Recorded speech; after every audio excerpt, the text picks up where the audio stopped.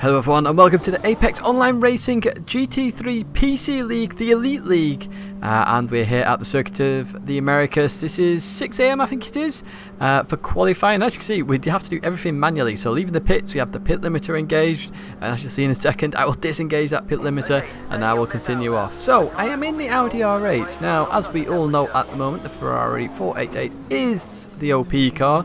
The Audi R8 is very good. It's up there in the GT3 class, don't get me wrong, but it's not like on the Ferrari level. So we're going to be pushing our luck a little bit here, and even in addition to that we're using the default setup. Now the only difference is I've obviously had to change the fuel levels, but that's about it. So into the first corner we go, and this is my fastest lap in qualifying, and then through the right hander. You may have seen this track of course with the Formula X time trial I did way back in one of the community events.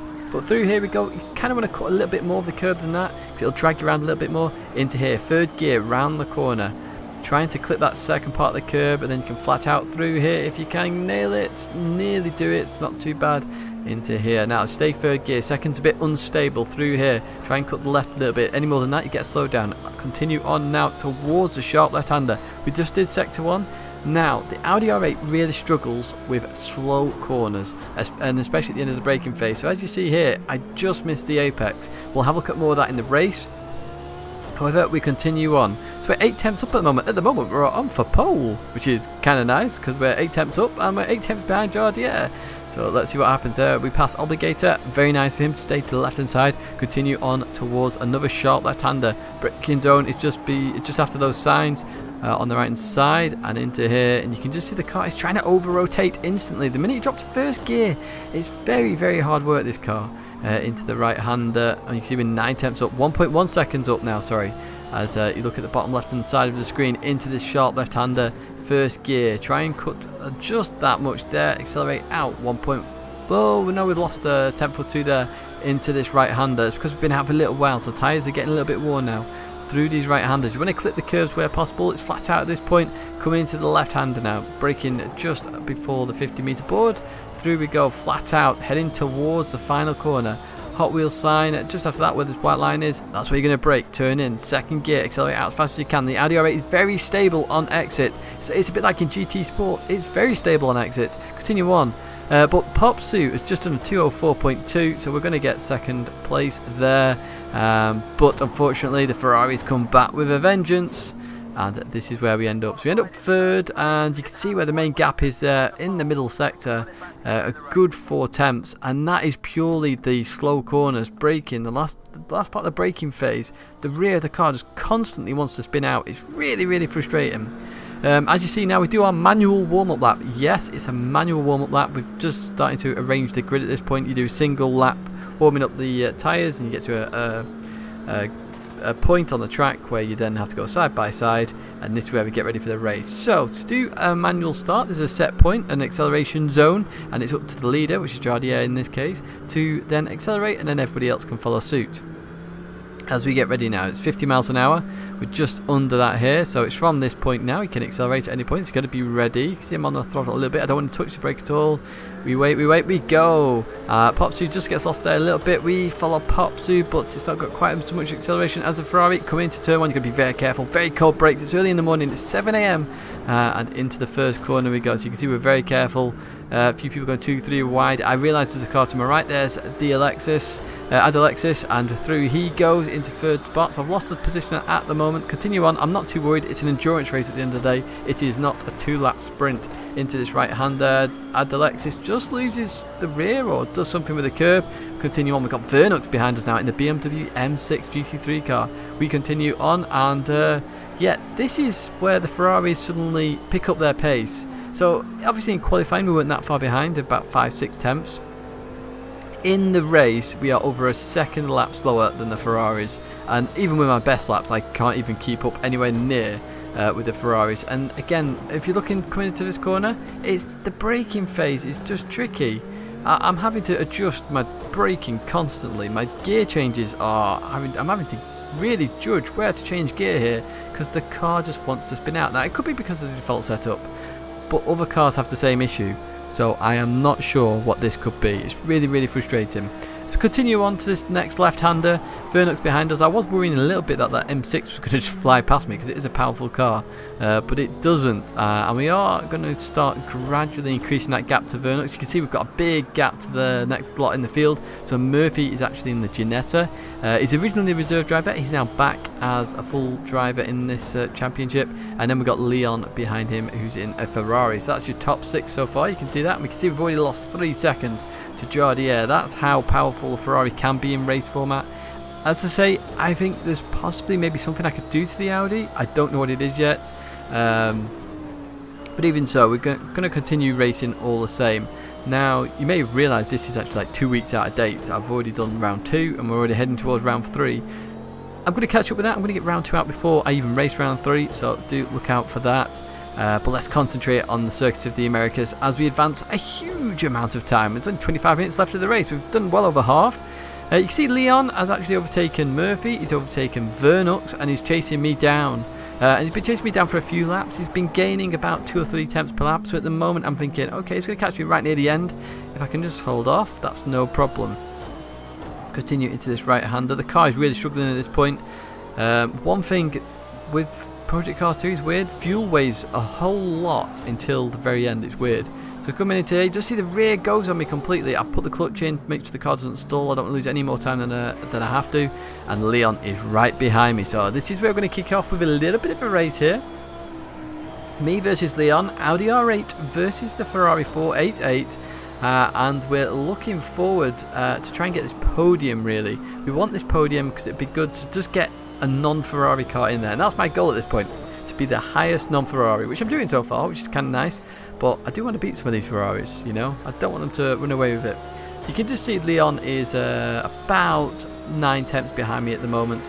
But that gap is going to start to drop very, very quickly with slipstream and everything else. Coming into this first corner, watch how unstable the car gets. You can just see it twitching there, and I'm having to adjust the braking, so going less than 100%.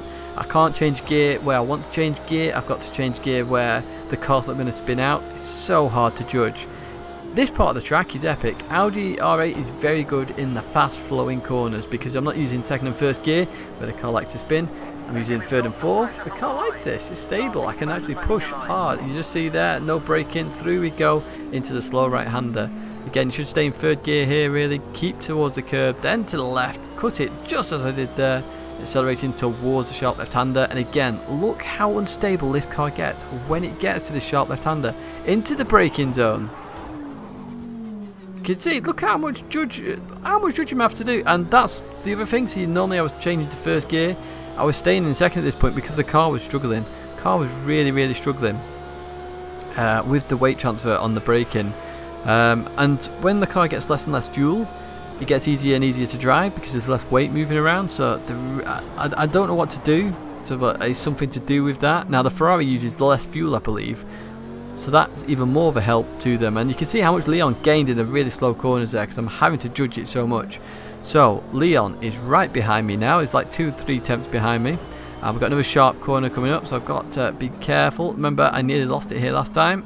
Just run a little bit wide. Leon very close to me there. Look at that. That's so close. Continue on. He's just flashing me a little bit there, which you shouldn't really do in AOR. It's against the rules to continuously flash. But even so, it doesn't put me off. You know, you can flash all you want. It never puts me off really. You see, Leon gets really close. He kept attacking that corner in that way, and that's the wrong way to do that corner. You've got to take it nice and easy and try and keep a very good momentum through there. Not aggressive. Attack it. So that was a bit interesting. Even so, we carry on. We're going to about start lap number 18. Just finishing lap number 17. You can see the time differences there in the 207s, which is way, way slow. Oh, that's what I'm on about with this car. When you start pushing hard, the rear just wants to come out in the slow corners.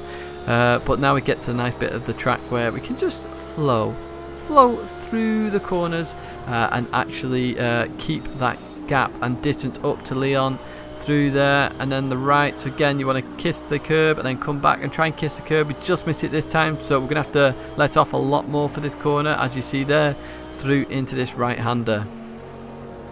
Third gear, staying with the curb, as I've said before. Through there, we don't cut it as much as we should do there. Leon's going to gain a little bit of time. Now, again, slow corner. Let's see what Leon does here as we come into the braking zone. 4, 3rd, 2nd. You can just see the cars dancing all over the place. Leon gets very close. Doesn't quite do it. We can keep this position now. The R8 is fantastic at accelerating, so it's going to take a lot of work for Leon to overtake me as we continue on down this straight. Look at that. There's hardly any gain from Leon at all compared to this R8 into the braking zone. We're about to go, and again, look at this car. Look at the nose. It's just bouncing low. Oh, you see it, losing the rear again. It is so hard to control. It's kind of interesting that it's very similar to GT Sports. So maybe this is how the real cars actually like. But I mean, I can't imagine the real car to be like this, because surely they'd be spinning out a lot more. But yeah, it's just weird. You see, with 2nd gear this time rather than 1st. We didn't want to risk the slide again, and then we're going to do the sort of double kiss if we can. Don't do it. We get there, get it there. That's what we want, because it allows us to come back. The curb grabs us and pulls us round. Continue on towards its left-hander. It's a good cracking little battle here with Leon at the moment. We're keeping the position, which is what we want, because that will mean we keep 3rd position. So into the left.